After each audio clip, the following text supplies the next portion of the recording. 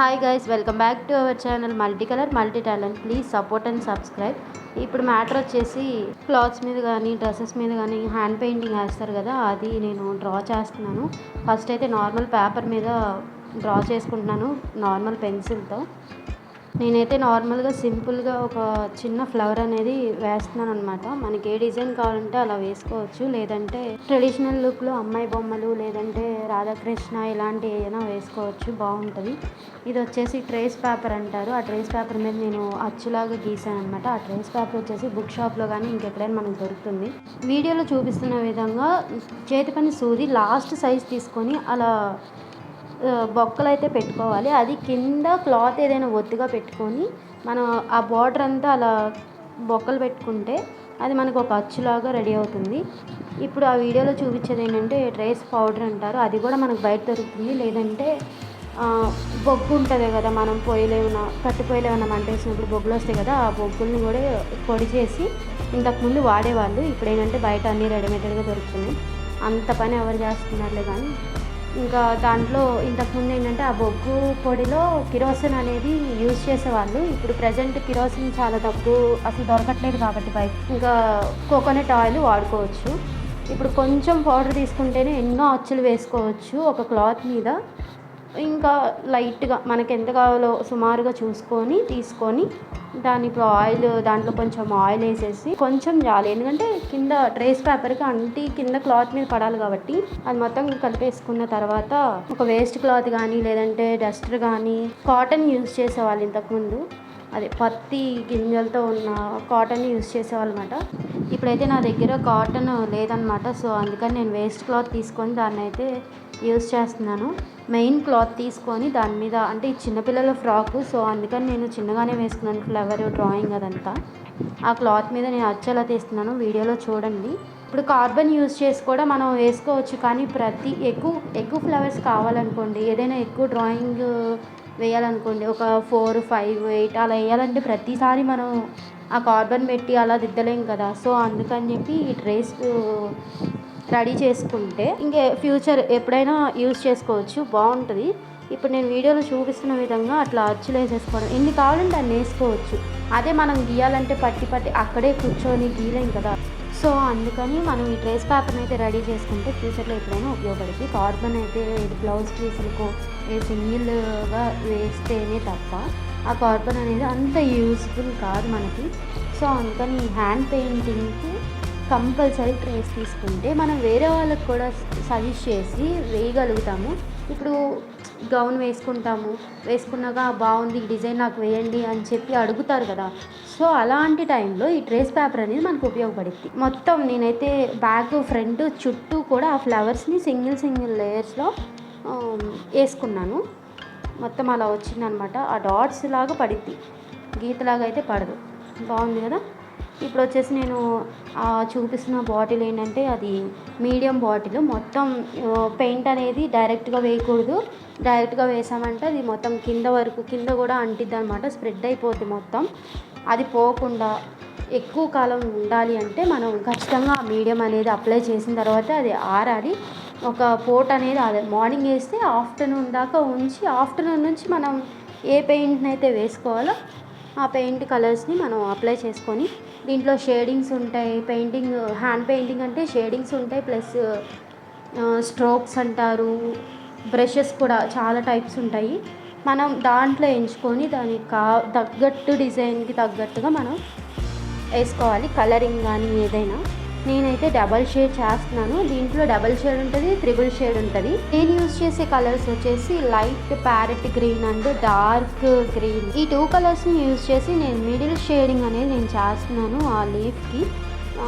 తర్వాత డ్రై అయిపోయిన తర్వాత బాగుంటుంది. ఆ షేడింగ్ కూడా డబల్ షేడ్ రాదు. త్రిబుల్ షేడ్ కావాలంటే మనం వైట్ మిక్స్ చేసుకోవాలి. వైట్ మిక్సింగ్ అంటే ఏముండదు, మధ్యలో ఇట్లా పెట్టుకొని దాన్ని బ్రష్తో రఫ్ చేస్తూ ఉంటే అది చూస్తే అర్థమవుతుంది, వేసుకోవచ్చు. నేను 2 లీవ్స్కి అండ్ ఆ కాండానికి కూడా అదే షేడ్స్లో ఇస్తున్నాను. ఆ ఫ్లవర్ వచ్చేసి రెడ్ అండ్ వైట్, అది డబల్ షేడే. సైడ్ షేడింగ్ అండ్ నిలువు షేడింగ్ అండ్ అడ్డం షేడింగ్, రౌండ్ షేడింగ్, ఇలా షేడింగ్స్లో చాలా వెరైటీస్ ఉంటాయి. మనం ఎంచుకున్న డిజైన్ బట్టి మనం షేడ్ చేసుకునే విధానం ఉంటుంది. మనకి ఎలా నచ్చితే అలా వేసుకోవచ్చు. నేను ఈ వీడియో ఎందుకు చేస్తున్నాను అంటే యూట్యూబ్లో ఎక్కడ చూసినా ట్రేస్ తీసుకోవచ్చు అన్న పద్ధతి ఎవ్వరూ కూడా చెప్పలేదు. ఇప్పుడంతా కార్బను అలా గీసుకోవడం అవే చూపిస్తున్నారు, డీటెయిలింగ్గా చూపించట్లేదు. నేను ఈ వీడియోలో చాలా డీటెయిల్గా చూపించాను. చూసి మీకు నచ్చితే ట్రై చేయండి, ఖచ్చితంగా ఇదైతే ఉపయోగపడుతుంది. ఇప్పుడు ఆ వీడియోలో చూపిస్తున్న విధంగా షేడింగ్ అనేది కంప్లీట్ అయిపోయింది అనమాట. ఇప్పుడు అది కొంచెం డ్రై అయిన తర్వాత ఒక బ్లాక్ కలర్ అనేది మనం తీసుకొని ఆ బ్లాక్ కలర్ని సన్న 1 పాయింట్ బ్రష్ ఉంటుంది కదా, 0 పాయింట్ బ్రష్ కూడా ఉంటుంది. బ్రష్లో కూడా చాలా వేరియేషన్స్ ఉన్నాయి. ఆ 0 పాయింట్ బ్రష్ నేను తీసుకొని చాలా సన్నగా బార్డర్ అని వేస్తున్నాను. ఎందుకంటే డ్రెస్ మీద హైలైట్ అవ్వాలి కదా, ఫ్లవర్ అనేది హైలైట్ అయితేనే బాగుంటుంది. ప్లస్ దీనికి ఇంకొకటి ఉంది ఏంటంటే, ఆ ట్రేస్ తీసాం కదా చుక్కలు చుక్కలుగా, అది కనపడకుండా కూడా చేస్తుంది. ఇప్పుడు హైలైట్ చేయాలంటే బ్లాక్ ఒక్కటే యూజ్ చేయాలా అన్న క్వశ్చన్ మీకు రావచ్చు. అంటే వేరే కలర్స్ యూజ్ చేస్తే అంత లుక్ అనిపించదు, బ్లాక్ బాగుంటుంది బార్డర్కి. ఇంకా వేరే ఏమైనా యూజ్ చేయొచ్చా, ఆప్షన్స్ ఉన్నాయా అంటే ఉన్నాయి. ఎలా అంటే గ్రిడ్డల్లాగా అలా ఉంటాయి అన్నమాట. అవి కోనుల్లో దొరుకుతాయి, అవి మనం తెచ్చుకొని యూజ్ చేయొచ్చు. దాంట్లో మెరుపులు వచ్చేసి లైట్గా గోల్డ్ వస్తుంది, దాంట్లో సిల్వర్ వస్తుంది, ఇంకా బ్రౌన్, ఇంకా చాలా కలర్స్ అయితే ఇప్పుడు చాలా వచ్చినాయి. ఇంతకుముందు అన్ని కలర్స్ ఉండేవి కాదు, ఎక్కువ గోల్డ్ అండ్ సిల్వర్ కలరే ఉండేది. షేడింగ్ అయిపోయింది, దానికి బార్డర్ కూడా వేయడం అయిపోయింది. ఇప్పుడు రింగ్ పెట్టేసి ఫ్లవర్కి మనం షేడ్ చేసుకోవాలి. అండ్ రెడ్ కలర్ వైట్ కలర్తో నేను షేడ్ చేస్తాను, చూసేయండి.